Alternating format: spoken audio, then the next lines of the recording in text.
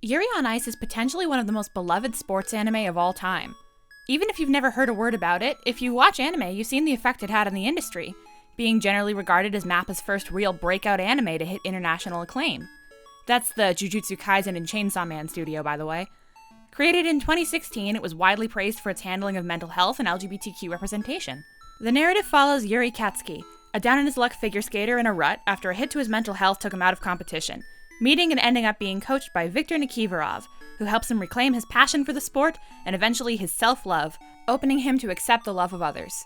Love on Ice is a romance and generously sports movie released in 2017 that I heard about from a comment under a Curtis Connor video, following Emily James, a down-on-her-luck figure skater in a rut after a hit to her mental health. Wait a minute. It features zero chemistry, baffling editing decisions that make me wonder if they just slapped the raw footage back to back and called it a day, and such utterly bizarre acting that I found myself asking if the director had ever talked to a person in his life. The movie opens on this woman, Emily. She's a figure skater working at Swizzle Ice Rink, yes, they really called it that, as a children's ice skating instructor. She'll be our Yuri Katsuki for today.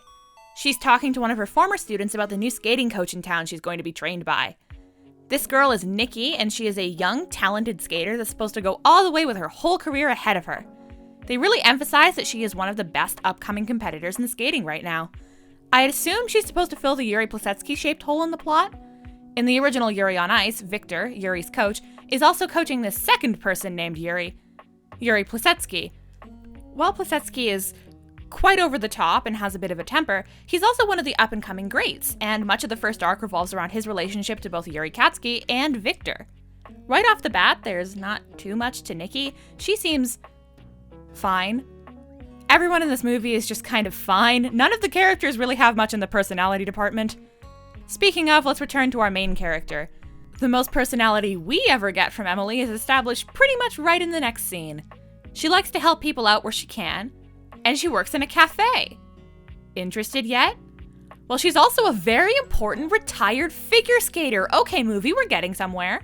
She's recognized by Nikki's new coach at the cafe. His name is Spencer, and again, he is so devoid of personality, I really don't want to say he's supposed to be Viktor, but he is. In the anime, Viktor is an extremely eccentric personality, frequent mood swings, and is quite impulsive, which led to him seeking Yuri out, curious about him and his passion. In this movie, Spencer just sort of happens to be in the cafe she works in, presumably because they avoid making him actually skate at all costs, even when he's standing on an ice rink. So I assume the actor does not know how, and to have him be a professional figure skater like Viktor, he'd have to, skate in the movie about skating.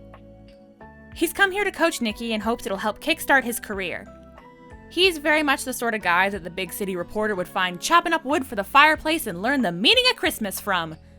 He immediately makes her uncomfortable by asking her questions about her old career, and she just runs away from him in the middle of a conversation. From that scene, we also find out why Emily has retired from skating.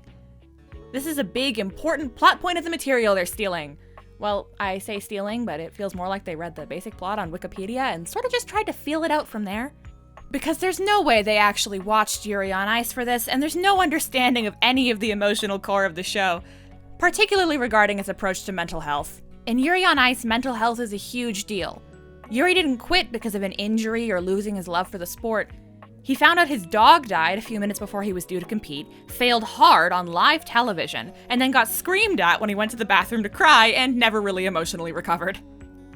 He still had a desire to skate, but that was buried beneath anxiety, shame, and a lot of self-loathing. This is the core of Yuri's arc. His skating is tied to his self-image and personal growth. Now back to Emily. What is the most stereotypical tragedy you can think of that could possibly cause a main character to stop doing something they love? If you guessed dead mom, you've won the grand prize. Yeah, so her mom's dead. She has a big, tragic, very dead mom, and of course her grief over her mom is why she hasn't professionally skated in the competition for, I think, 8 years, but you cannot make me check.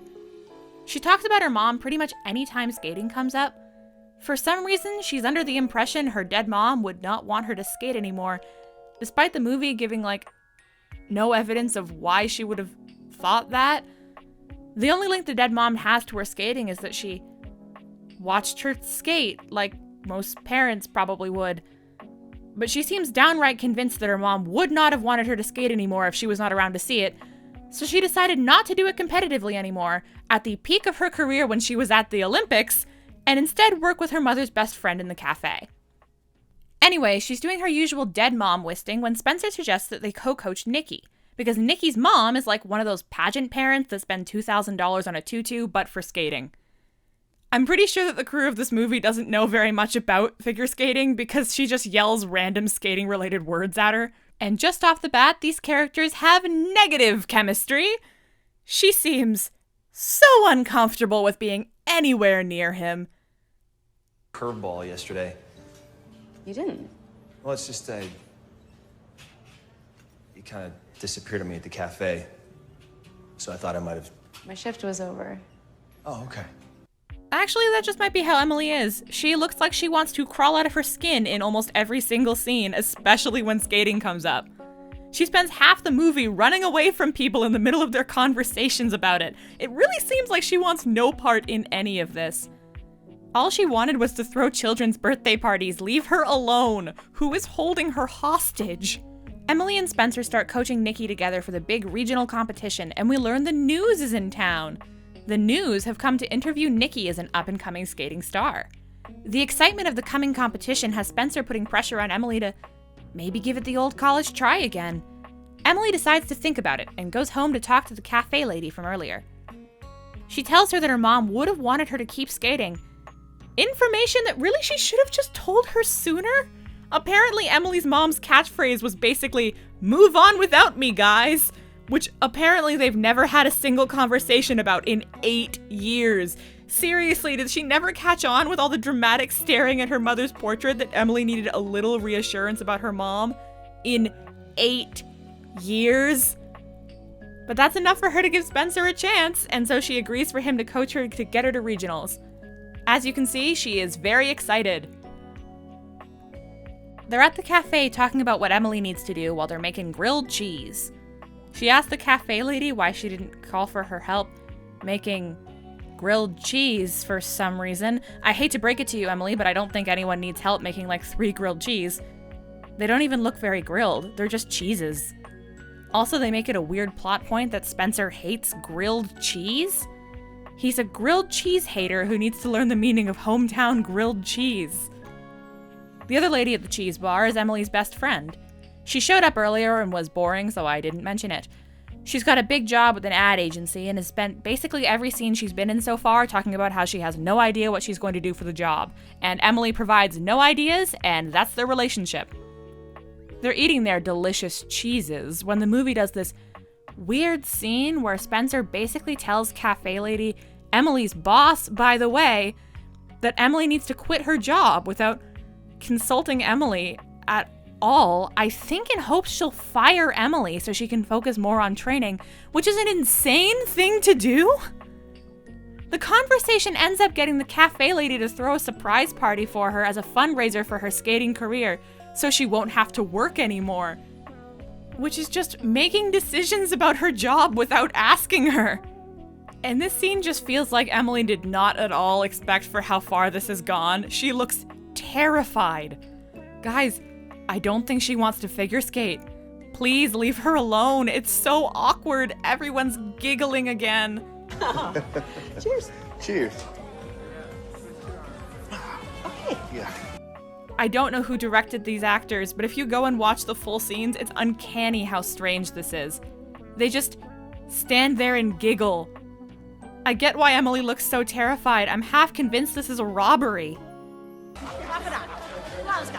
Come on, guys. I'm not kidding. I'm really not kidding. Whoa, lady, calm down. You guys gotta give her the money. I think she's gonna hurt somebody. After this, Emily is seen throwing some more kids skating birthday parties at the rink like she said she'd do earlier. And we get this cut. Happy birthday to you. Happy birthday to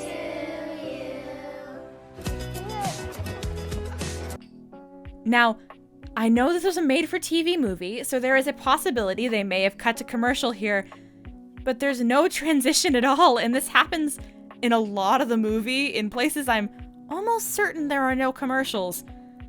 this whole thing is just so strangely put together. I don't blame whoever had to cut this. I wouldn't have done very much work either. In this party, she has her first interaction with him that doesn't feel like she's being held at gunpoint when she gets the children to peer pressure Spencer to actually skate for the first time in this movie. And they do some dancing out on the ice. Ooh, I think they're falling in love. This is also when Nikki's mom comes back, and she is very mad that Spencer is also coaching Emily for this season. She tries to make him choose between Emily and Nikki, and he just doesn't. He doesn't say anything, doesn't do anything, but the movie treats it like he's dramatically declared his allegiance to Emily. So poor Nikki, who really gets the worst deal in this whole movie, has to go train with Emily's ex-coach, who is almost cartoonishly evil. If she had facial hair, she'd be twirling her mustache. Around the same time, Emily's best friend, the one with the ad campaign, springs it on her that the company has agreed to sponsor Emily's season, which freaks Emily out because she did not ask for and does not want a sponsor. But this train has gone way too far down the tracks and she no longer knows how to stop it. If you think about this, Emily has done literally nothing to achieve her goal. She is not active in this, Spencer is doing coaching, her friends and community raised all the money for her season. All she's done is occasionally skate. I think she just wanted to agree to shut Spencer up, but everyone else just jumped on it. Yes, I'm overanalyzing a Hallmark movie, but with horror movie music, this would have a way different tone. In the context of Emily's personal arc, she hasn't really made any progress. Her hurdle to skate again was her dead mom, which was resolved in one conversation. But nothing has changed within her. Going back to Yuri on Ice, they handle the roadblock to success in a much more interesting way. Yuri's skating being tied to how he feels about himself. It serves to present consistent conflict because it can't be solved. They present Emily as if knowing her dead mom would be good with her skating is a solution to her grief. Like, man, in real life, this would be wild. Just telling her 8 years late that she threw away her athletic career over a misunderstanding and then expecting her to immediately get over it? But no time for considering the implications of that. The news is back and they're interviewing Spencer. They say that coaching Emily has to be a big deal for his career. And, yeah, of course it would be. He's a skating coach and she's a very popular skater that disappeared from the limelight for 8 years. Of course it's good for him. Emily's a skater who went to the Olympics. She should know what basic interview questions are. But she takes great offense to the implication that Spencer would be helping her for any self-serving reason. He doesn't say that he is either. But she reacts as if she's never ever a little bit thought of this before because she dramatically storms off and quits. Almost like she was looking for any reason not to have to... Oh, good job, girl. Run while you still can. And then, out of literally nowhere, this guy from the ice rink proposes to the cafe woman, and apparently they have a history and have been on and off lovers for 20 years, and he's proposing now because they should live life free with what time they have left? And what the hell, man? I want a movie about these two instead of whatever they have going on. This seems way more interesting. Continuing the theme of other people having more interesting things going on than the main characters, Nikki is considering quitting skating. See, her mother has sapped all the fun out of skating for her. She has to train 24/7 with a horrible coach who just wants her to win instead of enjoying herself, spends all day getting screamed at by her mother, and while she actually enjoys skating, the environment is horrible. Once again, this is way cooler than Emily's plot, an actual statement on the pressure placed on athletes, particularly the ones that have their peak ages in the teenage years. We're getting somewhere! And it comes back around to the threat of mental health from the original Yuri on Ice. What is Emily going to say to help her through this troubling time? Yeah, so remember how Emily quit like 5 seconds ago? Nikki tells her that actually her evil coach set Spencer up with that very basic interview question because she knew it'd break them up. Which is sort of hilarious. How often did she run away when the coach was working with her originally that she knows a simple question would make her ditch the whole season? But considering Emily literally has no inspiring history to pull from, there has been no moments in this whole movie she could point to and say, this is why I didn't quit. Because she's currently sitting on the bleachers having just quit out of nowhere. But that's good enough for Nikki, I guess, because instead of answering her, they dance and then both decide not to quit skating. Emily goes back to Spencer, and they get ready to... What do you mean she's quit again? Now she's saying she doesn't want to interfere with Nikki's season, and actually she's good not skating. Come on, girl, make up your mind. They have to talk her into it again, and so she does actually end up competing. Like in Yuri on Ice, Emily gets silver and Nikki gets gold, and the movie ends with her getting with Spencer and living happily ever after. For a sports movie, there is remarkably little actual sport in this movie, which is a shame. Figure skating is awesome, and they hired at least 2 actual figure skaters as their actors. Something I appreciate about the original Yuri on Ice is that they show rounds of real competition and commentate explaining the meaning of the performances for the characters. It's most of the show, really. Even outside competition, the way people feel about skating is a focal point, because how Yuri feels about it is potentially the most important part of the show. There was none of that passion in here for me. Not even a little bit. I don't even think the director likes figure skating, which I feel probably should be a prerequisite to making a sports movie. It's a very stereotypical, like, romantic movie thing. It's not that deep. It's just like, come on. If you're going to try and capitalize off a major franchise, at the very least put a little more effort into it. I prefer ratatouille over this because at least ratatouille is entertaining.